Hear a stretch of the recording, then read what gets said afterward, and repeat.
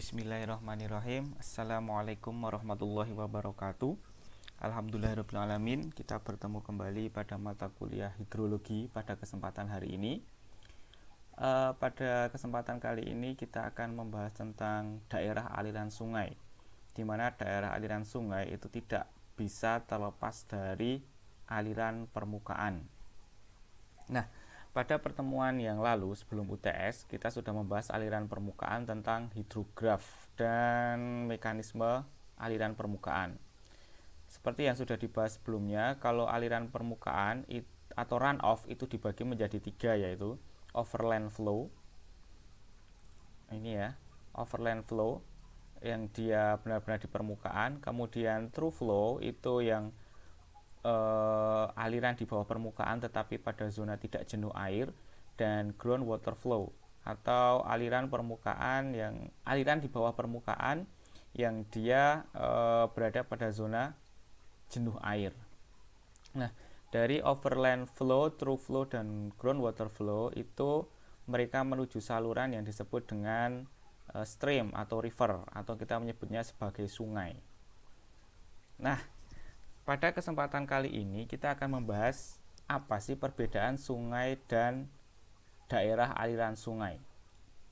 Oke, mungkin Anda pernah mendengar daerah aliran sungai atau sering disingkat sebagai DAS. Nah, DAS ini dalam bahasa Inggris disebut dengan watershed. Nah, watershed itu apa sih? Kenapa disebut dengan daerah aliran sungai? Seperti kita tahu kalau sungai itu adalah yang bentuknya alur-alur seperti ini ya. Jadi kita bisa melihat dengan mudah, oh ini sungai, karena dia memiliki alur kemudian dialiri air. Nah, apa bedanya dengan daerah aliran sungai? Kalau daerah aliran sungai itu apabila terjadi hujan atau presipitasi seperti itu, maka air, jadi perhatikan panah-panah biru ini, maka air itu akan menuju pada satu saluran tertentu dan hanya memiliki satu pintu atau satu saluran. Jadi nanti outputnya itu hanya ada satu saluran. Nah, jika terjadi hujan itu maka semua air yang jatuh, terutama yang tadi tiga itu ya, overland flow, true flow, sama ground water flow, dia akan menuju pada satu saluran saja. Nah, ini jadi dia hanya menuju pada satu saluran. Nah, ini disebut sebagai DAS. Nah, DAS ini dia adalah batas alami yang dipisahkan oleh igir pegunungan ya. Ini namanya igir pegunungan. Kenapa kok yang dipakai adalah igir? Igir itu adalah dia yang paling tinggi. Jadi misalkan air hujan itu dia jatuh di sini, maka air itu dia akan menuju ke saluran. Nah, kalau misalkan air jatuh yang di sebelah igir yang sebelah sini, maka dia akan jatuhnya ke sana, gitu kan? Nah, kalau dia jatuhnya ke sana, maka dia sudah jatuh di das yang berbeda. Karena di sini dia ada hujan, kemudian air itu mengalir ke sana, berarti ini sudah beda das. Makanya antara satu das dengan das lain itu dibatasi oleh yang namanya igir pegunungan. Oke, diingat-ingat ya, igir. Igir ini yang memisahkan antara satu das dengan das yang lain. Ini misalkan ada contoh lagi adalah das ya, sama. Jadi misalkan ini terjadi hujan di sini, maka air itu akan menuju satu saluran yang sama. Kalau dia masih menuju satu saluran yang sama, berarti dia masih dalam satu sistem DAS. Oke, bisa dilihat di sini batasnya adalah igir pegunungan ya, dimana di situ adalah dia yang paling tinggi. Oke, jadi dia yang tempat yang paling tinggi itu digunakan untuk membatasi dalam satu DAS. Kemudian air jika terjadi hujan dia akan jatuh di permukaan, kemudian ada yang jadi overland, true flow, sama ground water flow. Nanti dia akan dialirkan pada satu saluran utama atau satu saluran induk ya. Dan di sini hanya punya satu muara, itu disebut dengan satu DAS. Begitu. Nah, kita akan mencoba menganalisis kalau Anda kemarin waktu di Sangiran ya. Oke. Ini adalah kampus UMS ya. Nah, dari kampus UMS kita akan pindah lokasi ke Sangiran di mana kita melakukan PKL 1 yang kemarin. Oke. Di sini kalau Anda masih ingat, ini adalah Museum Sangiran ya, yang bentuknya seperti kerucut itu. Kemudian di sini adalah lokasi pos 1 ya. Kemudian di sini adalah lokasi pos 2 dan di sini ada lokasi pos 3. Oke, kalau Anda masih ingat. Jadi Anda berjalan ya dari pos di sini kemudian melewati pos 1, kemudian kalau Anda masih ingat Anda melewati di pinggir irigasi kan. Ini irigasinya. Jadi Anda melewati pinggir irigasi, kemudian Anda melakukan pengukuran di pos 2. Oke kan? Nah, setelah Anda melakukan pengamatan di pos 2, ketika Anda akan berjalan ke pos 3, Anda melewati tangga di sini kan. Nah, tangga di sini, kemudian di sini Anda akan bisa melihat sungai besar atau bendungan di sini. Nah, ini disebut dengan bendungan Sungai Cemoro ya. Jadi ini namanya Sungai Cemoro yang melewati lokasi pos Sangiran kemarin. Nah, dari lokasi ini kita akan mencoba menganalisis Sungai Cemoro itu sebenarnya hulunya di mana sih. Nah, bisa Anda lihat yang biru-biru ini adalah sungai ya. Jadi aliran sungai, kemudian pada ini kalau sungainya besar dia ada 2 garis seperti ini, berarti dia sungainya besar. Nah, kita akan lihat sebenarnya sungai ini dia hulunya di mana. Bisa kita lihat.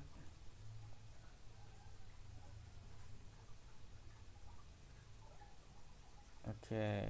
Nah, ternyata Sungai Cemoro itu dia jauh sekali ya hulunya ya. Nah, yang hijau ini adalah lokasi pos Sangiran yang kemarin. Yang kemarin ada PKL. Nah, ternyata sungainya itu jauh, hulunya itu di sekitar Merbabu ya. Oke, dari sini bisa kita zoom kalau sungai dari Sungai Cemoro tadi itu adalah di sekitar Ampel. Nah, dengan menggunakan prinsip tadi, jika das itu adalah daerah yang dibatasi oleh igir, maka kita bisa melakukan digitasi atau pembatasan. Ini adalah alur-alur sungai dari Sungai Cemoro dan anak-anak sungainya.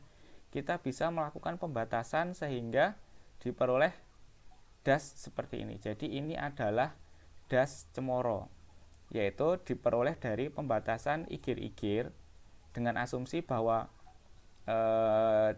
semua air atau hujan yang jatuh pada daerah yang ini ya, maka air semuanya akan menuju pada satu saluran, yaitu pada Sungai Cemoro. Jadi Sungai Cemoro itu adalah sungai induknya. Nah, bisa kita lihat di sini. Sungai Cemoro itu adalah anak Sungai Bengawan Solo ya. Yang besar ini adalah Sungai Bengawan Solo. Kemudian ini adalah Sungai Cemoro atau Sungai Cemoro yang kemarin Anda lihat pada waktu PKL 1 itu, dan ini adalah sungai induknya. Oke. Jadi semua air yang jatuh atau dari hujan yang jatuh pada daerah ini, maka dia akan menuju satu saluran, yaitu saluran dari Sungai Cemoro. Begitu. Nah, kemudian bagaimana cara untuk mengetahui batas ini kok seperti ini? Nah, kita bisa memakai sistem informasi geografis ya, atau SIG. Nah, jadi kita bisa memanfaatkan citra yang disebut dengan citra SRTM. Nah, citra SRTM ini adalah citra yang mampu menampilkan ketinggian. Jadi dia mampu menampilkan tinggi rendahnya permukaan bumi. Nah, dari sini kita bisa tahu nih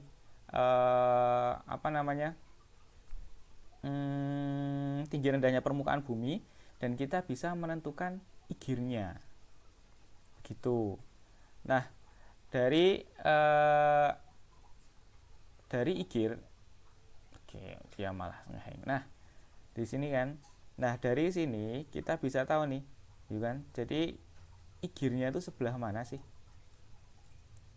Oke. Selain menggunakan citra, kita juga bisa memanfaatkan garis kontur. Nah, dari garis kontur kan juga bisa tahu tinggi rendahnya permukaan. Nah, oke, kemudian ternyata agak lelet. Sebentar ya.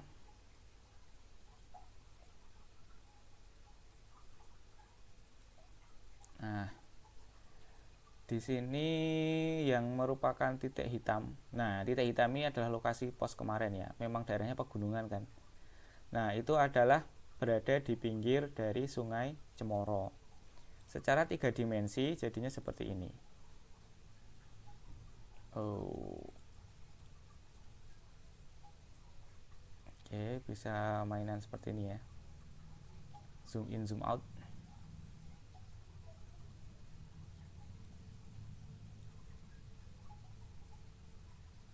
Ya memang agak berat. Oke, bisa kita lihat 3D-nya. Nah, di sini. Di sini kita bisa melihat ya. Nah, secara 3D ini kan kelihatan punggungnya. Nah, punggung-punggung bukitnya itu bisa dilihat. Kemudian kita batasi. Kita batasi, kemudian apa namanya ya? Jadi satu basin. Jadi semua saluran yang menuju Sungai Cemoro itu berada dalam satu sistem das. Begitu. Itu ya, jelas ya. Jadi dalam satu saluran, jadi semua semua air yang jatuh akan menuju satu saluran yang sama, itu dianggap masih dalam satu das. Nah, di Jawa sendiri, oke ini Ajis ya. Nah, di Jawa sendiri, ini tadi yang das Cemara yang tadi lewati apa namanya? Sangiran. Oke, sebentar.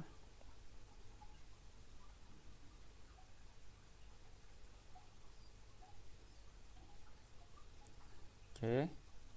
Jadi, ini adalah Sangiran ya tadi ya, yang hijau-hijau ini.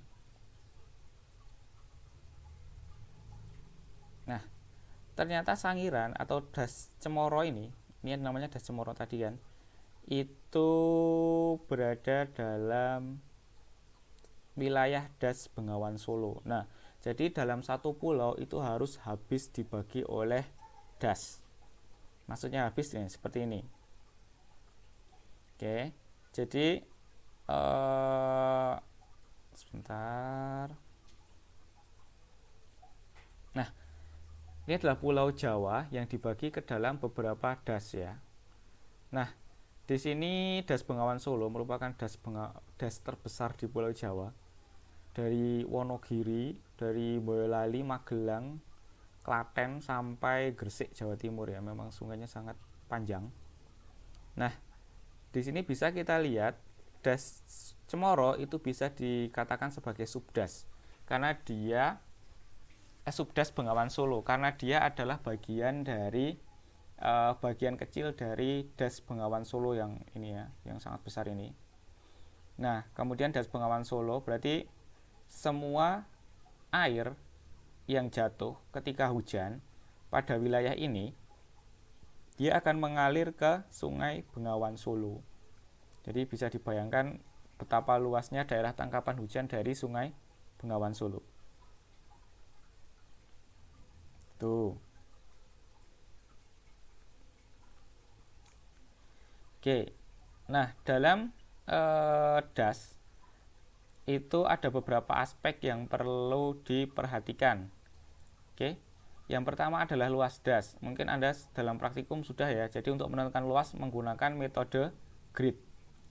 Akan tetapi untuk menggunakan teknologi kita bisa menggunakan SIG ya. Jadi misalkan das Cemoro kita ingin mengetahui luasnya, kita bisa langsung menggunakan SIG. Jadi SIG itu bisa menghitung secara otomatis. Saya pakai calculate geometry. Nah, kita tinggal pakai square meter. Misalkan dia adalah apa namanya? Oh, keliru. Bentar.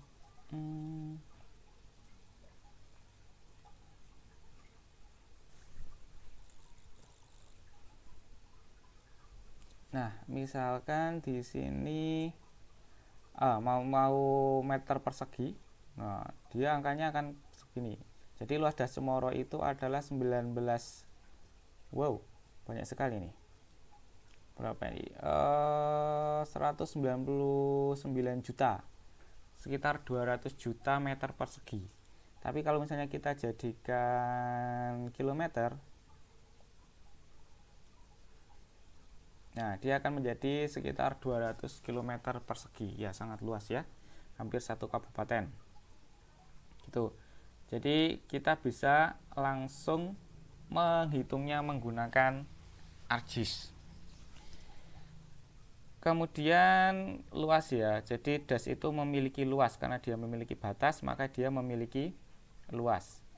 Kemudian das itu juga punya kemiringan ya.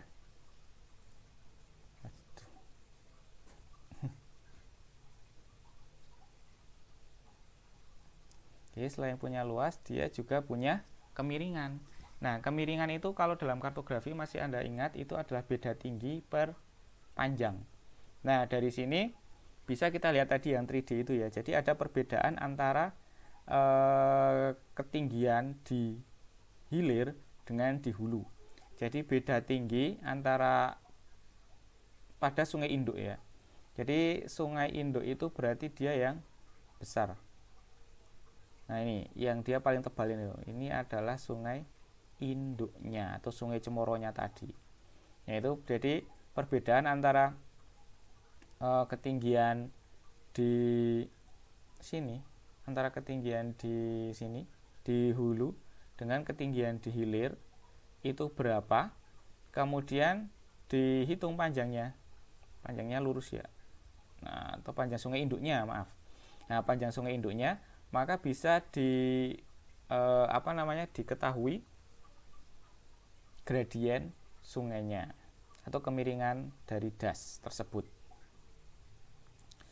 Kemudian orde sungai, Anda juga sudah belajar di praktikum ya tentang orde sungai, di mana setiap ketemu percabangan, kalau dia ordenya ketemu dengannya lebih tinggi, maka dia masuk ke yang lebih tinggi gitu. Kalau ordenya sama, maka dia akan misalnya 1 jadi 2, 2 1 tetap 2, 2 2 menjadi 3, seperti itu ya. Nah, ini adalah orde sungai. Jadi orde sungai itu untuk menentukan banyak sih, jadi tingkat percabangan ya. Banyaknya percabangan sungai yang ada pada suatu das. Itu menggunakan orde sungai. Kemudian kerapatan sungai. Nah, jadi sungai atau das itu kan terdiri dari alur-alur sungai. Nah, alur sungainya itu ada yang rapat, ada yang renggang. Nah, kerapatan sungai itu bisa diperoleh dengan rumus jumlah panjang sungai keseluruhan. Jadi misalnya kalau punya das Cemoro itu semua panjang sungai, tidak hanya sungai induk tetapi seanak-anak sungainya juga itu dihitung panjangnya. Nah, untuk panjang sungai kalau secara manual bisa pakai benang ya. Jadi menggunakan benang seperti itu terus disesuaikan dengan sungainya, kemudian diukur panjangnya berapa senti. Tetapi dengan teknologi, dengan GIS, nah ini bisa langsung. Jadi kan tiap sungai itu punya ruas ya. Nah, ini bisa calculate geometri. Misalkan tiap ruas itu panjangnya berapa. Nah, dia akan langsung keluar angka. Jadi misalnya yang ini. Nah, berarti dia panjangnya sekitar 300 meter. Nah, itu tinggal ditambahkan keseluruhan semua panjang sungai beserta anak-anaknya itu dibagi dengan luas das. Itu disebut dengan kerapatan sungai. Nah, setelah diperoleh tadi perhitungan panjang semuanya dibagi luas harus sama ya, kilometer per kilometer persegi, maka akan diperoleh suatu angka di sini ya, DD atau drainage density. Kerapatannya jika kurang dari 0,25 dia termasuk rendah. Ternyata kalau misalkan suatu sungai itu kerapatannya rendah, maka dia melewati batuan yang keras. Oke. Jadi apabila kerapatannya rendah itu berarti sungai melewati atau daerah aliran sungai itu kebanyakan adalah batuannya keras, sehingga sulit terbentuk alur, sehingga sungainya menjadi jarang, kerapatannya rendah. Kemudian semakin tinggi itu berarti batuannya itu dia semakin lunak ya. Jadi kalau misalkan arus sungai atau kerapatan sungainya itu tinggi, itu berarti batuannya bersifat lunak atau gampang tererosi, sehingga mudah terbentuk alur. Oke, gitu. Oke, jadi semakin tinggi kerapatan sungai berarti batuannya adalah semakin lunak. Ini juga berlaku pada permeabilitas ya. Jadi misalkan permeabilitasnya besar itu maka infiltrasi tinggi, sehingga alur sungai itu juga tidak terbentuk. Gitu. Kemudian bentuk das. Nah, ini bentuk das di pertemuan lalu sudah saya sebutkan jika bentuk das itu berpengaruh terhadap bentuk hidrograf. Nah, bentuk das itu dapat dikategorikan dengan ada rumusnya namanya basin circularity, yaitu 4pi A per P kuadrat. A-nya itu adalah luas das dalam meter persegi, P-nya itu adalah keliling das dalam meter. Nah, setelah dilakukan perhitungan dengan rumus ini, maka nanti akan diperoleh suatu angka. Nah, angkanya itu kalau lebih dari 0,5 itu maka sungainya adalah membulat. Nah, membulat ini debit puncaknya datangnya lama. Nah, seperti kemarin ya. Karena apa? Karena debit yang dari anak-anak sungainya itu datangnya dari jauh, tetapi ketika datang dia langsung besar. Dia lama tetapi dia langsung besar. Tapi kemudian kalau misalkan hasil perhitungan ini kurang dari 0,5, maka dia bentuknya adalah das memanjang. Kalau das memanjang ini dasnya debit puncaknya datangnya cepat tetapi tidak terlalu tinggi. Karena dari tiap-tiap masing anak sungai itu dia datangnya bersamaan. Tidak, bergantian, maaf. Jadi kalau das memanjang itu debit yang dari anak-anak sungai itu datangnya bergantian. Nah, di sini juga dijelaskan kalau misalkan menuju sungai utama debit banjir kecil ini kan, karena waktu tiba dari anak sungai itu berbeda-beda. Oke, jadi dia debit puncaknya itu kecil. Jadi kalau dalam hidrograf itu dia landai seperti ini ya.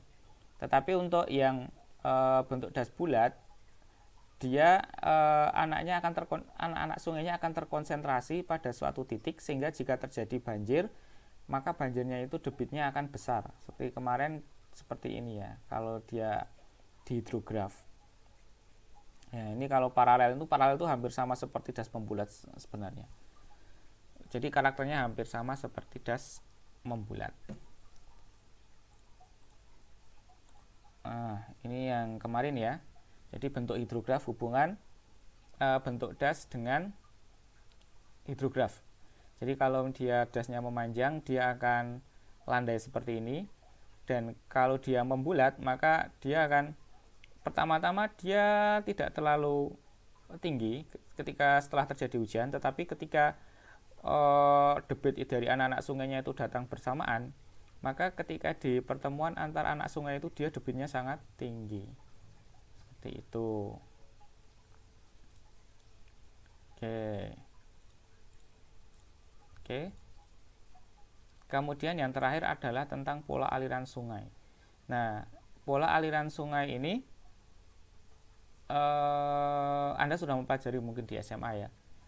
Nah, di sini pola aliran sungai itu lebih menunjukkan perbedaan batuan atau kondisi geologi. Nah, kondisi geologi pada suatu permukaan bumi itu akan menyebabkan pola aliran yang berbeda-beda. Nah, misalkan trellis itu untuk di pegunungan lipatan, rektangular itu pegunungan dok, dendritik itu lebih ke apa namanya? Lebih ke batuan yang bersifatnya homogen. Radian sentrifugal itu pada bukit, gunung api, bukit atau gunung api. Kemudian radian sentripetal itu biasanya menuju ke lembah. Paralel itu biasanya tinggi, maksudnya curam, nah, pada daerah yang curam. Kemudian anular itu pada daerah yang dum tapi sudah stadium dewasa. Nah, di sini bisa dilihat.